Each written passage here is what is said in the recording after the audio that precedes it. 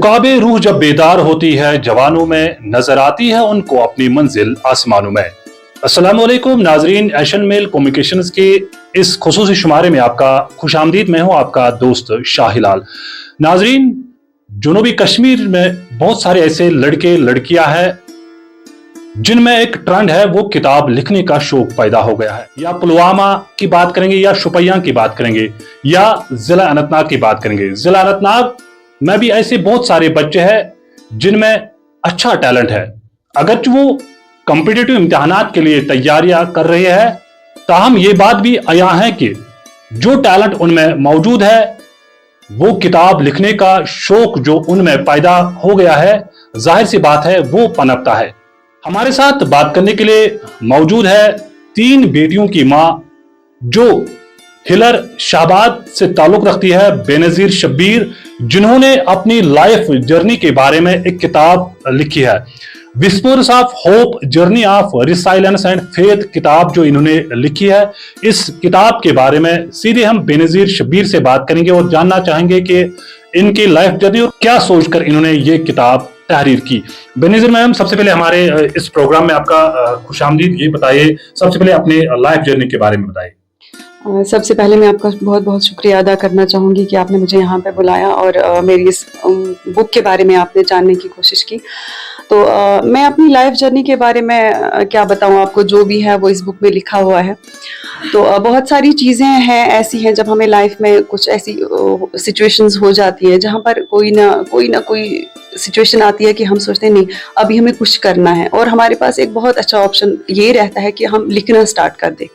तो मैं पहले से लिखती थी, बिफोर मैरिज भी एज अ स्टूडेंट जब मैं थी, तो मैं तब भी लिखा करती थी। दिन में जो भी हो तो मैं शाम को आके डायरी पे मेंशन किया करती थी कि क्या सीखा है, क्या हुआ है दिन भर। तो 2019 में कुछ चेंजेस आ गई लाइफ में। उसके बाद काफ़ी बिजी रहा मेरा स्केड्यूल। तो फिर 2022 में मैंने शुरू किया लिखना। फिर बीच में और ज़्यादा प्रॉब्लम्स कुछ हुई और मेरी लाइफ और ज़्यादा बिजी हो गई, तो फिर रह गया, फिर मैंने वो छोड़ दिया। तो इसी साल 2024 में वापस से जब मैंने वो बुक्स निकाली जिन पे मैं लिखा करती थी, वो डायरीज मुझे मिली, तो मैंने सोचा क्यों ना मैं इस बुक को ही कंप्लीट कर दूं। और फिर मैंने वापस से इसका जो है इसको कंप्लीट करने के बारे में सोचा और सारी चीज़ें जो हैं अपनी जर्नी की, और उसके साथ साथ पेरेंट्स के लिए जो गाइडेंस है वो भी दी है, और टीनेजर्स जो हमारी गर्ल्स हैं उनके लिए भी बहुत ज़्यादा कुछ एडवाइसेस दी हुई है। बेनजीर जी, ये बताइए, इस किताब को तहरीर करने में किन किन चैलेंज का सामना करना पड़ा आपको?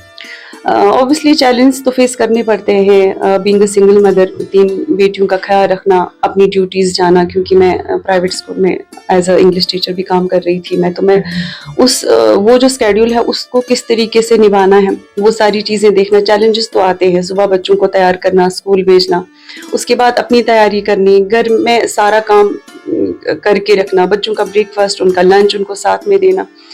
तो दिन भर स्कूल में रहना 9 to 4, और फिर वहाँ से वापस आके वापस से घर की जो जिम्मेदारियाँ हैं वो निभाना, और उसके बाद बच्चों का होमवर्क, और फिर रात का डिनर करने के बाद जब बच्चे सो जाते थे तो उसके बाद से मैं वो लिखना शुरू करती थी। लेकिन थोड़ा थोड़ा करते करते मैंने वो अल्हम्दुलिल्लाह कर लिया। चैलेंजेस आए, लेकिन अल्लाह का बहुत शुक्र है कि मैं ये जो हूँ मैं इसमें कामयाब हो गई कि मैंने ये कंप्लीट कर लिया। तो अगर देखा जाए, आप 3 बेटियों की माँ है, उनकी परवरिश, उसके साथ साथ इस किताब को तहरीर करने में या किताब लिखने के दौरान ज्यादातर किन का सपोर्ट रहा आपको? मायके की तरफ से या आपके ससुराल वालों ने इस किताब को कलमबंद करने का सपोर्ट दिया है? बिल्कुल, मेरे मायके वालों ने इसमें बहुत ज़्यादा सपोर्ट किया। ससुराल में तो कोई है नहीं, मेरे father in law mother in law दोनों नहीं रहे, तो बाकी कोई है नहीं वहाँ पे, मैं और मेरी बेटियाँ हैं। तो मुझे पेरेंट्स का, मेरी सिस्टर्स का, उन सब का बहुत ज़्यादा सपोर्ट रहा तब से लेकर अभी तक। वो मुझे, जब मैंने छोड़ भी दिया था लिखना, तो तब भी वो मुझे रोज़ बोलते थे कि आपने क्या किया बुक का, उसे कंप्लीट करो, लिखो और उसे पब्लिश करवाओ।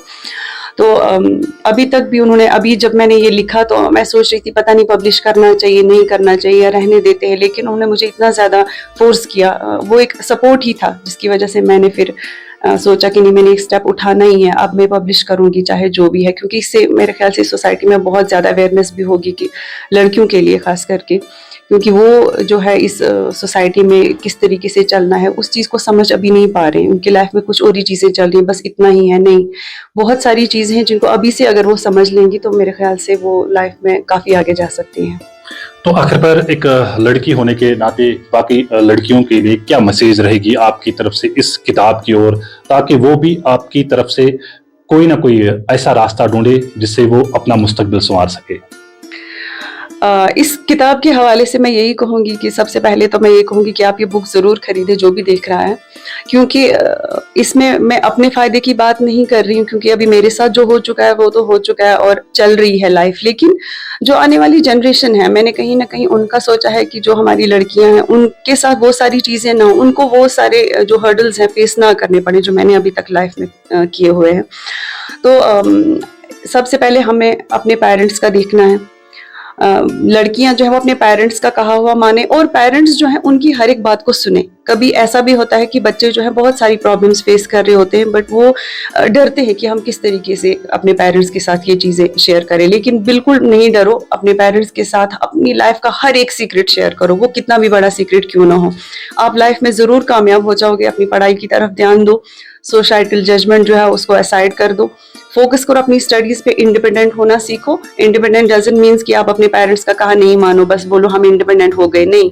आपको अपने पेरेंट्स का कहा मानना है, जो भी वो कहेंगे आपको वो करना है, और पेरेंट्स को भी उनका सपोर्ट करना है कि अगर वो एक सही रास्ता जो अपने लिए चुन रहे हैं तो उसमें पेरेंट्स भी उनका सपोर्ट करें और उनको एक फ्रीडम दें अपनी बात उनके सामने रखने का, तो इंशाल्लाह वो ज़रूर कामयाब हो जाएंगे। और मेरी बुक में जो कुछ भी चीज़ें मैंने लिखी हैं वो मैं यहाँ तो अभी नहीं बोल सकती हूँ, लेकिन उसमें जो कुछ भी है उनके लिए बहुत अच्छी एडवाइसेस है, क्योंकि मेरी जर्नी को लेकर वो भी मैंने, क्योंकि वो मैंने इसलिए लिखा है क्योंकि उससे उनको पता चलेगा कि अगर मैं फेस कर सकती हूँ, अगर मैं इस चीज़ से बाहर निकल सकती हूँ तो आप सब भी निकल सकते हो। चलिए, बहुत बहुत शुक्रिया। ये थे बेनज़ीर शब्बीर, जिन्होंने इस whispers of hope journey of resilience and faith किताब के हवाले से पूरी जानकारी दी कि क्या सोचकर इन्होंने इस किताब को लिखना शुरू कर दिया। इनका यही कहना है कि जो इनकी जिंदगी के साथ हुआ है, चाहे शादी से पहले या शादी के बाद जो मामलात इनकी जिंदगी के साथ हुआ है, उन सभी मामलात को मद्देनजर रखते हुए बेनज़ीर शब्बीर ने एक किताब लिखना शुरू कर दिया, ताकि जो बाकी लड़कियां समाज में रह रही है, जब बेनज़ीर इन सब चीजों से छुटकारा पा रही है, इन सब चीजों से निकलकर जिंदगी को आगे बढ़ा रही है, तो वो लड़कियां क्यों नहीं। एक लड़की को चाहिए कि वो अपनी जिंदगी इस काबिल बनाए कि लोगों को, खासकर और समाज में रह रहे तबक़ात के तमाम लोगों को पता चले कि एक लड़की की इज्जत और विकार क्या होती है।